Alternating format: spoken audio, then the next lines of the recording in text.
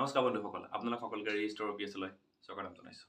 বন্ধুসকল, আজিৰ ভিডিঅ'টিত আমি দেখিম যে আপোনালোকে সকলোৱে দেখা পাব যে ইণ্ডিয়াৰ ফেমাছ জাৰ্নেলিষ্ট ৰবিশ কুমাৰ আমি সকলোৱে চিনি পাওঁ।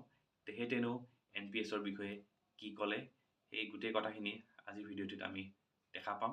তেখেতে কি NPSৰ বিষয়ে, NPSটো কিমান বেয়া, পেনশ্যন চিষ্টেমটোত কি ঘটনা ঘটি আছে, সকলোবোৰ কথা তেখেতে বিৱৰি ক'লে। আহকচোন এতিয়া আমি ভিডিঅ'টিৰ মাজলৈ যাওঁ। फिर राज्यसभा का सदस्य बनता है और फिर वो जब वो लोकसभा का सदस्य बनता है तो 4 पेंशन लेता है और आपसे कहा जाता है कि हम पेंशन नहीं देंगे क्योंकि अंग्रेजी में 4 एडिटर बैठे हैं, वो आर्टिकल लिखते हैं कि गवर्नमेंट को ये बोझ नहीं उठाना चाहिए।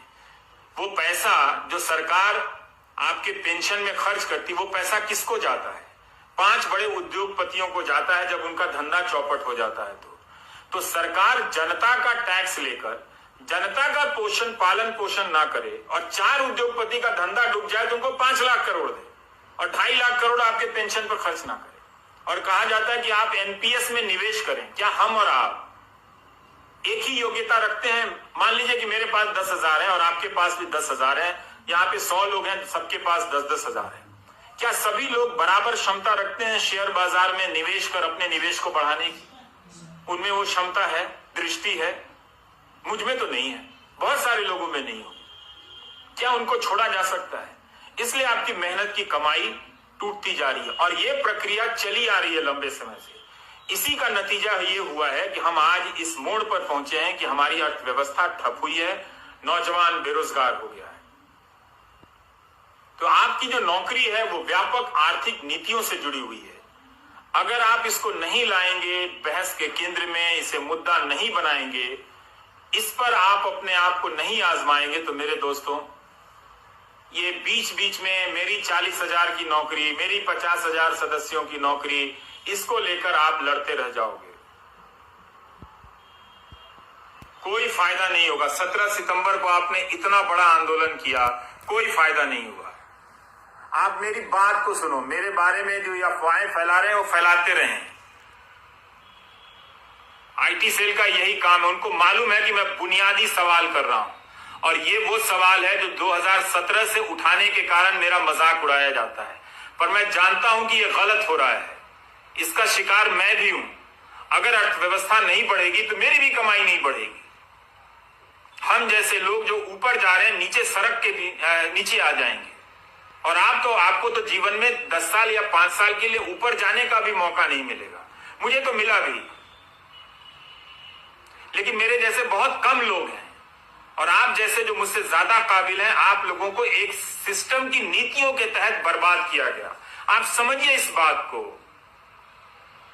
आपको जिसका भी समर्थक रहना है बनिए, लेकिन रोजगार के सवाल पर जुनून पैदा कीजिए, धर्म के सवाल पर नहीं, जाति के सवाल पर नहीं, वरना आप बेरोजगारी के दौर से गुजरते हुए बुढ़ापे में जाएंगे और तब आपके लिए वो 1,000 रुपए सामाजिक सुरक्षा के लिए होंगे, जिसे प्रधानमंत्री ऐसे बताते हैं जैसे 1 करोड़ रुपए उनकी झोली में डाल दिया हो।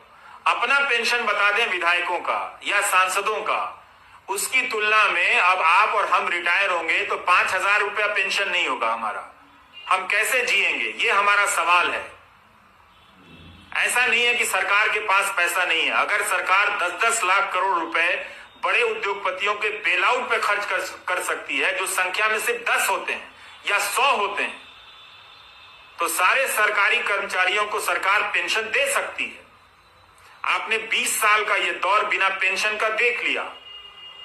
कई लोगों ने जो ग्रामीण डाक सेवा में काम करते हैं, उनके किसी एक बच्चा बाहर के देश में नौकरी करता था, उसने लिखा कि ये समस्या बहुत बड़ी है हमारे पिताजी और उनके दोस्तों का कि पेंशन नहीं आ रही है, आप उठाइए। ये 2018 की बात होगी या 19 की बात होगी।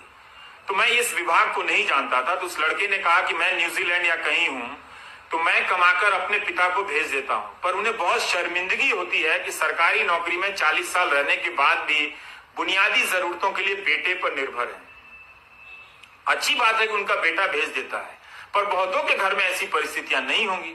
उन्होंने बताया कि उनके पिता के कई दोस्त गरीबी में मर गए, इलाज की कमी के कारण मर गए। ये कब तक आप गोदी मीडिया का न्यूज चैनल और IT सेल देख देख कर ये तमाशा करेंगे? कब तक होने देंगे? इससे आपको क्या मिला?